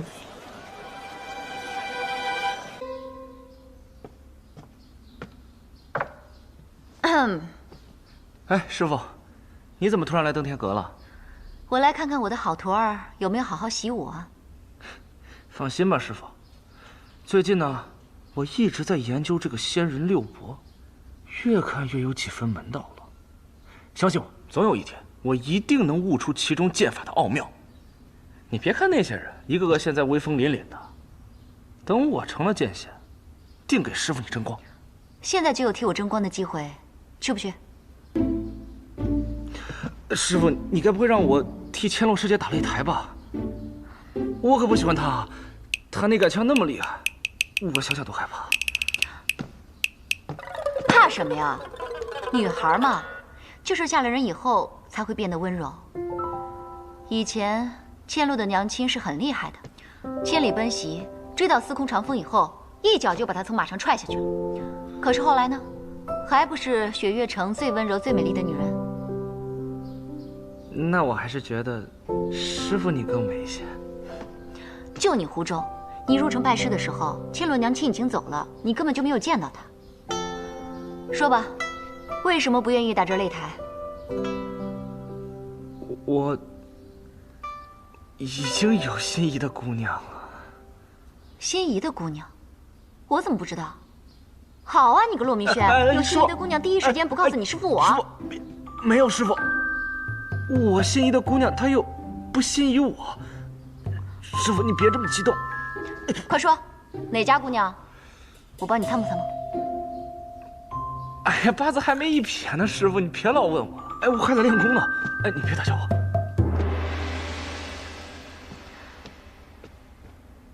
师傅这是受司空长风所托，实在是没有办法了。要不这样，你把他们都打下去，然后你输给千洛不就得了？真的可以这样？这次稍稍不这么卖力，不就输了？这么快就回来了？搞定了。好。怎么，不高兴的样子？不是因为这件事情。又发生什么事了？有贵客要来雪月城。既然是贵客，又为何一筹莫展？因为这位贵客，他姓萧。此时此刻，雪月城应该收到信了吧？殿下，你说雪月城收到信件后，会不会把萧楚河藏起来？雪月城或许有这样的想法，不过以楚河的性格，他是绝对不会再躲藏起来的。可是他已经藏了很多年了。他既然选择了踏入雪月城，就不会在意被我们发现，更不会再示弱了。难道殿下还真的想把萧楚河带回天启城吗？本王身上可是带着父皇的口谕。可想说什么就说吧。藏民深知殿下重情重义，可还恳请殿下好好想一想，这萧楚河为什么偏偏在这个时候出现在雪月城？又怎会引得司空长风要亲自点名收他为徒？雪月城以前是效忠琅琊王的，萧楚河他也一定会利用这一点，请殿下恕属下谏言。萧楚河夺嫡之心昭然若揭，他若是回到了天启，很多事情本王无法改变，更何况城中的那个人，或许真的不是楚河呢，真的只是萧瑟，一个客栈的老板。殿下，起来吧，给雪月城再传封信。此行我们入城，不能加以任何阻拦，不能告诉任何人。我们悄悄地入城，去会会这个叫萧瑟的男人。唉，这司空千落的武艺现在可真是惹不起。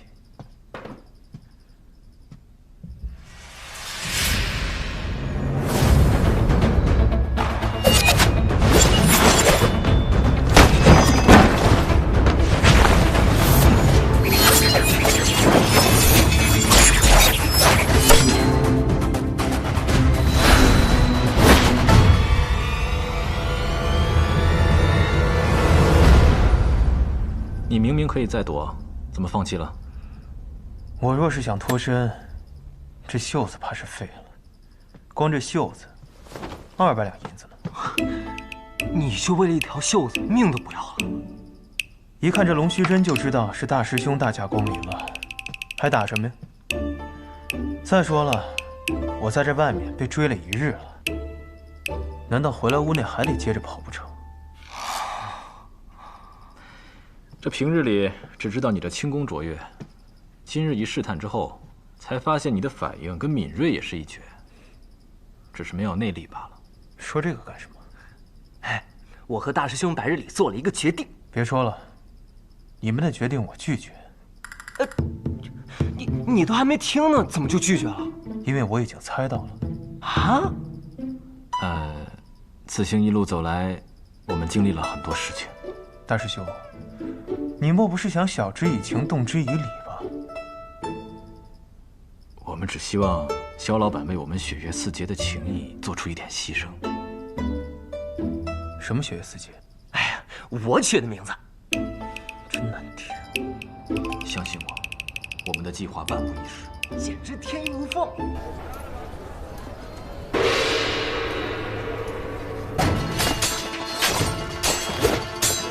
放啊！打他，打他！你还真当热闹看了？现在还能再看看热闹，一会儿怕是要针锋相对了。千落，这么多上场的弟子之中，有一个你能看得上的吗？这些人的武功，在我手上，3枪都走不动。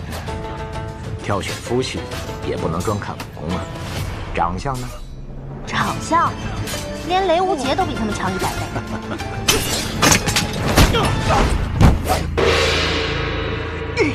雪月城弟子胜。兄长，你看下面这些人，没一个是我的对手。无趣的游戏到此结束，我先去替兄长略阵。这是谁啊？段家公子。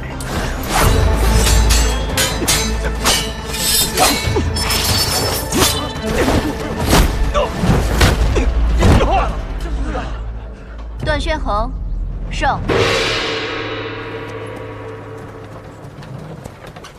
来的是何派弟子？原来是贵客莅临，3城主已经交代过了，有请贵客入城休息。这雪月城今日是发生什么大事了吗？为何街道上空无一人？今日是我们3城主千金比武招亲的日子，大家都去看热闹了。此刻3城主应该在演武台看比武招亲呢。比武招亲？对。臧明，臧明在。难得碰到这样的盛会，我们去看看。好，走。慢点。萧瑟，你快下去吧。跟这种人打，脏我的手。现在再不上，怕是来不及了。对啊，你看，没人应战了，这都没人上了，萧瑟。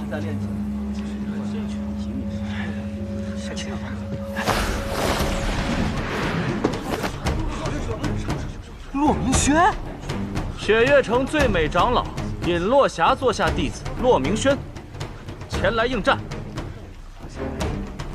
哼，原来骆明轩一直也暗恋千罗师姐啊，在这危急关头挺身而出，拔得头筹，着实是令人感动。是啊，这我倒是没有想到，这个骆明轩一直跟着他师傅混，平时跟我们也没什么交情，没想到啊！那就好好看他的表现吧。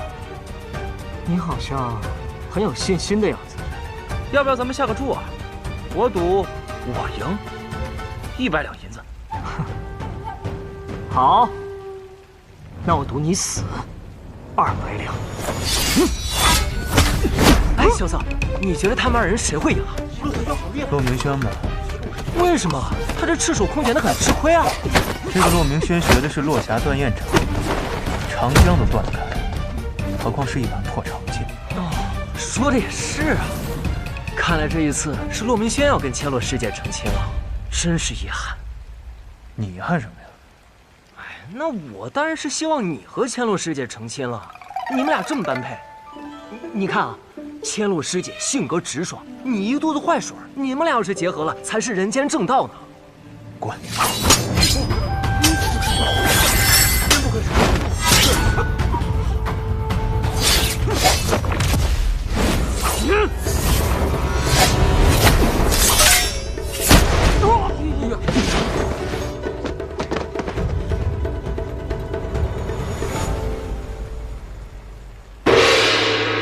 雪月城弟子骆明轩胜，承让了啊！段家段轩逸，请指教。这家伙来了，他很厉害吗？在这年轻一辈当中，有绝对胜算的也只有唐年了。单看方才骆明轩那一掌的威力，胜算也不小。哎呦，段家少主，久仰大名，你能胜过我弟弟，也算有几分能耐。可我这一关，你过不去。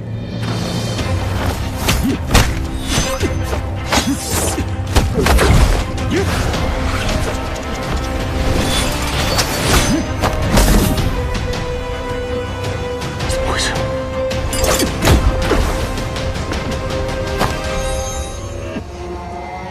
哎，这怎么回事啊？骆明轩中毒了。啊！看起来不对劲啊！师兄没事吧？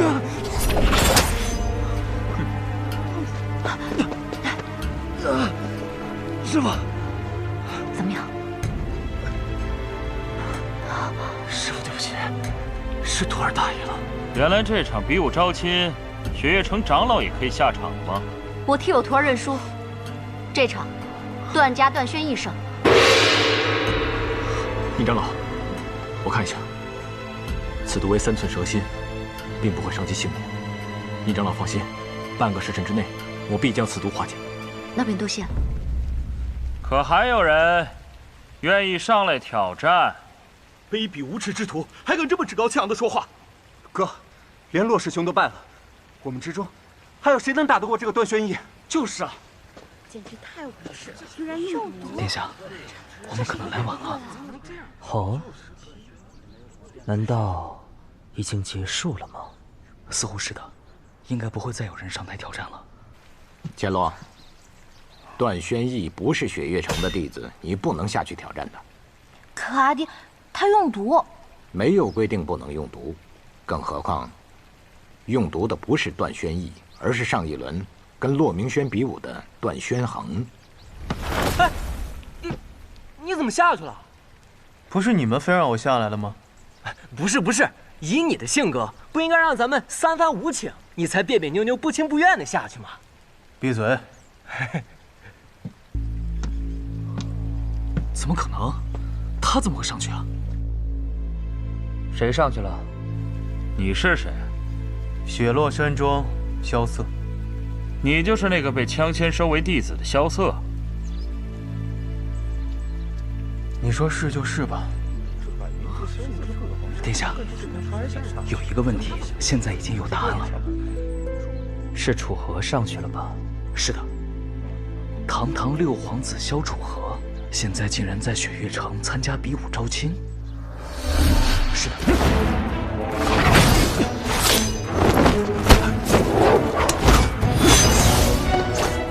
我听着那个拿扇子的人，武功不是很强。老六为何一直在躲呢？看不明白。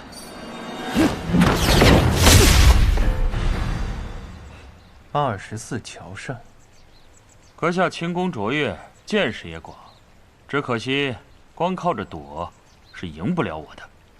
赢不赢得了，走着瞧。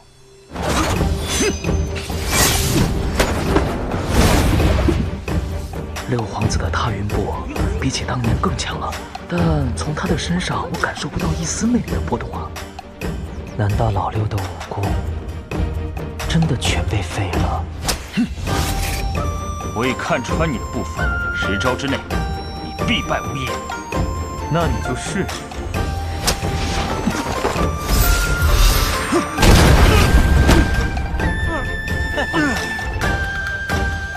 雷门霹雳子，一颗让你们脑袋开花，2颗送你们回家。吹什么吹？回家！说谁自己？说什么自己？你作弊！你用雷门火器！你们还用毒呢！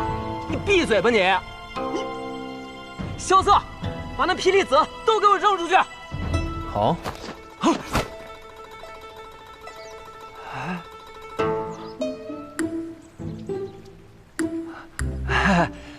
我路上用的太狠，就这2颗了。你去死吧！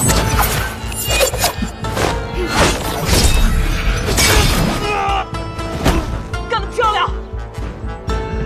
好，这道阎王帖挥得果然漂亮。来，我和大师兄商量了一下，决定拿出我们各自的法宝，助你旗开得胜，拔得头筹。什么法宝？我的2粒霹雳子和大师兄的3道阎王帖，可值1000两银子呢。这3日呢，就由我和大师兄教你使用这火器和暗器。一个会着天下第一轻功的人，同时拥有着雷门的火器和唐门的暗器，你说谁能胜得过你？对。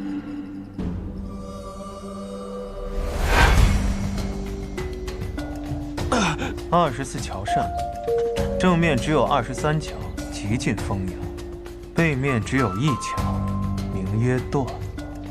风雅已息，只谈生死，不够风雅。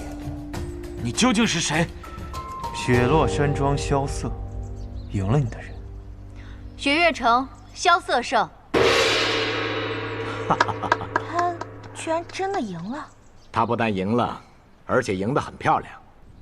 楚河总是能做到一些让人想不到的事，就算是身处绝境，也可以力挽狂澜。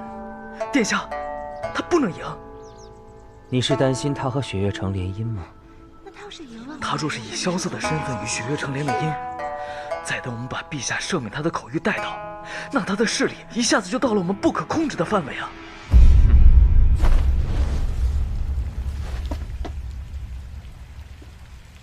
萧瑟，你刚刚表现得很出色。哟，想不到司空小姐还会夸奖我。殿下，皇子婚姻都得宗庙做主，岂容得他私下联姻？可他现在只是萧瑟，不是皇子。殿下，您只要先把口谕颁了，他就是萧楚河。我倒想知道，这场比武招亲的结果如何。师姐加油！师姐加油！师姐加油！萧瑟加油！师姐加油！虽然你赢了他们，但你还要胜过本小姐的枪。我认输了。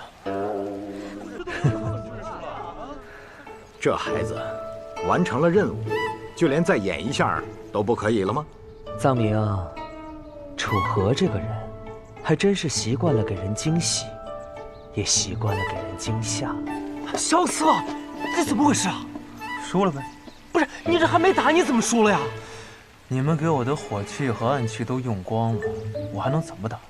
师姐肯定会让着你的嘛。哎，刘姐，你别瞎说，谁会让着他呀？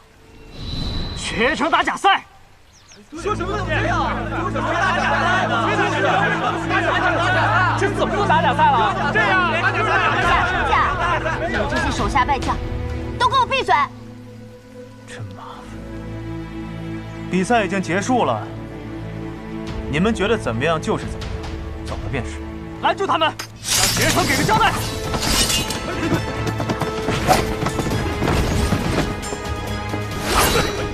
臧明。 既然知道结果了，就替他们收个场吧。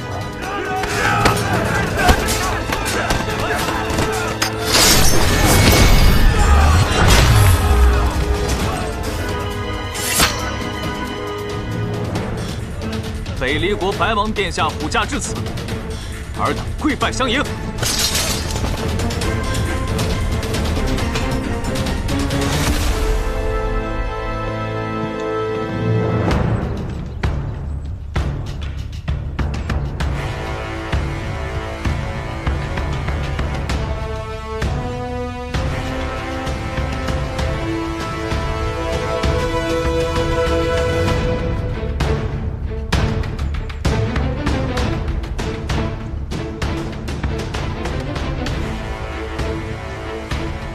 拜见白王殿下。